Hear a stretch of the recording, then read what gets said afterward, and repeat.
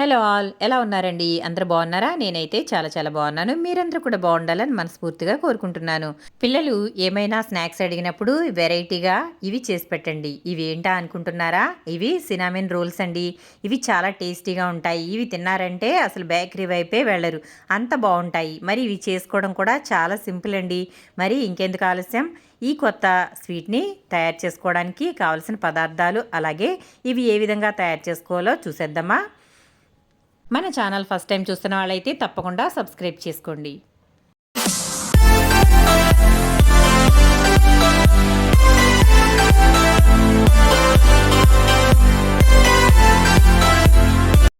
ముందుగా నేను ఇక్కడ బౌల్ తీసుకున్నాను. బౌల్లో ఒక కప్ అయితే ఫుల్ కప్పు మైదా పిండి వేస్తున్నాను.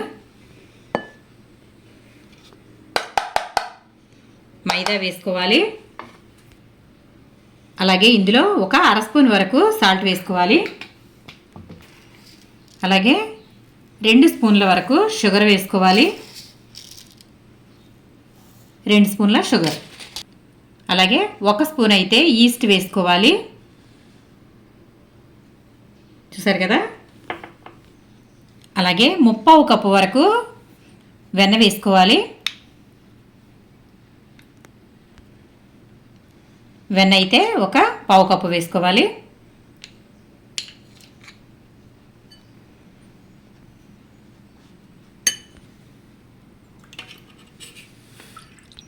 అలాగే 1 కప్ అయితే అంటే 1 గ్లాసు పాలు తీసుకోవాలి. పాలు కూడా ఇందులో వేసేసుకోవాలి. ఇప్పుడు ఒకసారి ఇదంతా కలుపుకుందాం. ఇది టైట్గా కలుపుకోవాలి. అంటే మనకి చపాతీ పిండి ఏ విధంగా ఉంటుందో ఆ విధంగా ఇదైతే కలుపుకోవాలి. మనకి కొంచెం గట్టిగా అయిందనుకోండి, కొంచెం పాలు అయితే యాడ్ చేసుకుంటూ పిండిని అయితే బాగా కలుపుకోవాలి. ఇప్పుడు చేతితో అయితే కలిపేసుకుందాము. పిండి అంతా కూడా బాగా చేతితో మర్దన చేసుకోవాలి.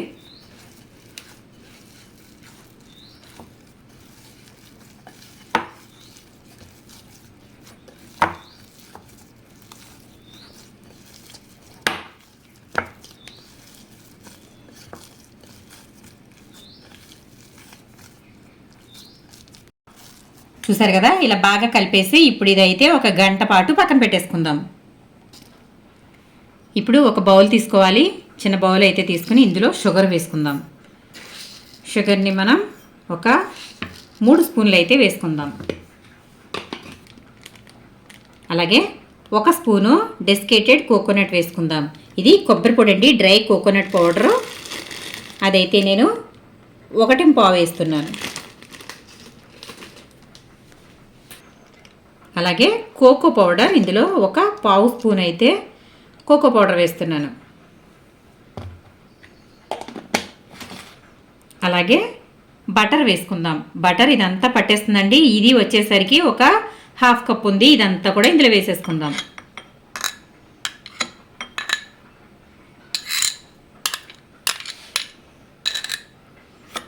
ఇప్పుడు ఒకసారి బాగా కలిపేసుకుందాం.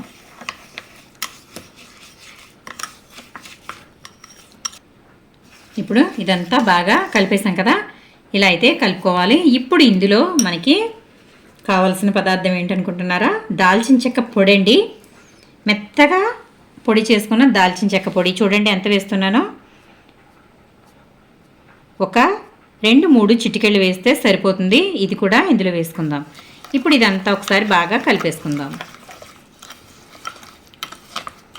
ఇప్పుడు మనం తయారు చేసి పెట్టుకున్న పిండి మిశ్రమాన్ని ఇలాగా బాగా కలుపుకోవాలి. మనం ఈస్ట్ వేసాం కదండి, అదైతే ఈ విధంగా చక్కగా పిండి అయితే లోపలంతా కూడా ఎయిర్ బబుల్స్ లాగా వచ్చి ఇదంతా ఇలా పొంగింది. చూసారు కదా, ఇలాగా బాగా కలిపేసుకోవాలి. ఈ బబుల్స్ అంతా కూడా పోయేలాగా కలుపుకోవాలి.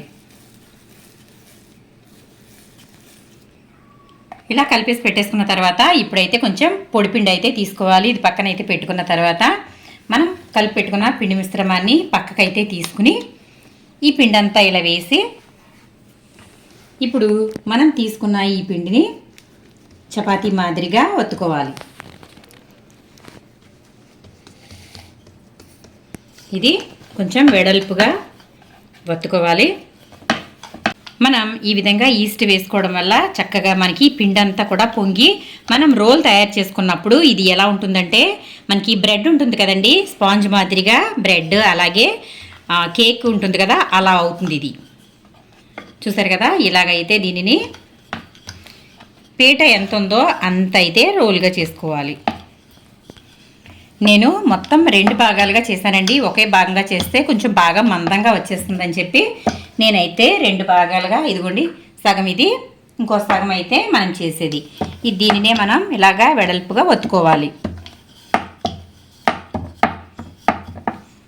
చూసారు కదా, ఇలా అయితే వత్తేసుకున్నాము. ఇప్పుడైతే మనం తయారు చేసి పెట్టుకున్న ఈ మిశ్రమం ఉంది కదండి, ఇదైతే షుగర్, వెన్న, అలాగే కొంచెం కోకోనట్ పౌడర్, అలాగే కోకో పౌడర్, కొంచెం దాల్చిన చెక్క పొడి. మనం తయారు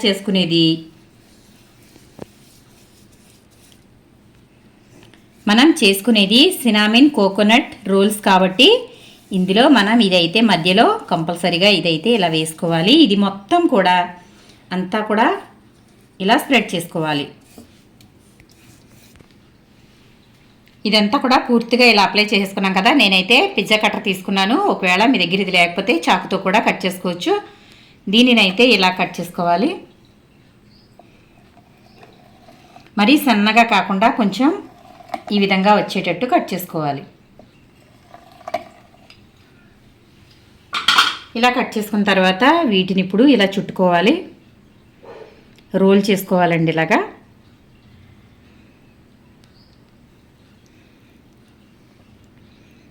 ఇలా రోల్ చేసుకోవాలి. చూసారు కదా, ఇట్లా లోపల ఇలా ఉంటుంది, ఇలా ఉంటుంది లోపల. నేనైతే ఇక్కడ ఇది తీసుకున్నాను, ఎయిర్ ఫ్రైయర్లో ఫ్రై చేసుకునే బౌల్ అయితే తీసుకున్నాను. ఇప్పుడు ఇది ఇలా పెట్టేసుకుందాం.